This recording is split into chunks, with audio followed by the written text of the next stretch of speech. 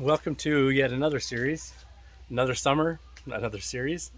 Um, we actually just cleared this van out. If you see in our last series, you would have seen us move everything from our red van into this van in Seattle, and then we imported this one and used that interior to camp our way home.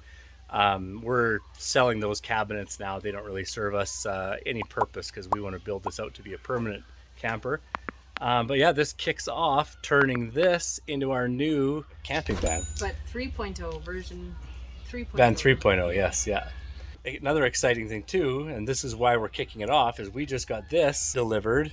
All of the aluminum extrusion that we need to build out this new van. So yeah, we are going to get started without further ado.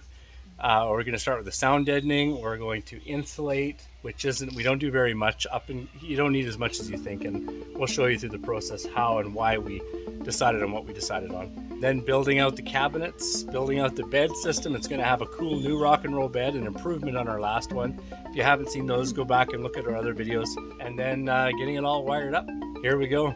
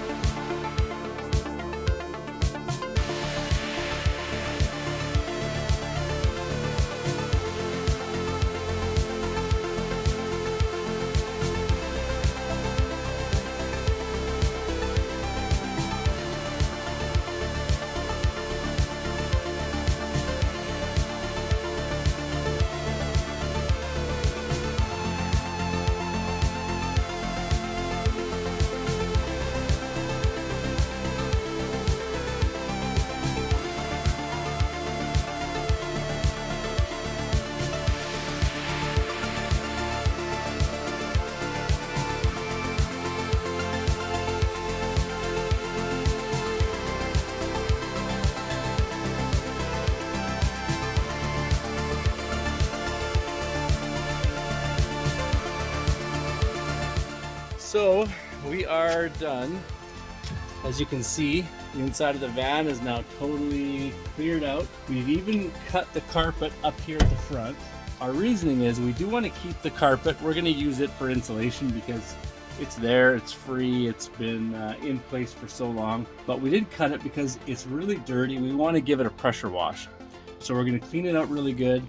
Then we're going to be putting it back in once it's dry, and also using it for our template to cut out the plywood floor that's going to come to just right in front of her knee there.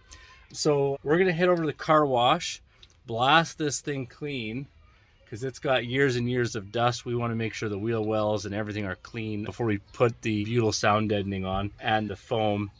Then we're going to put a layer of Reflectix. And on this wall, we're going to put a layer of 1/2-inch polystyrene. In Canada, polystyrene is not flammable like it is in other parts of the world, or it's not flammable in the same way. And then once the envelope is ready, we start building. But to the car wash we go.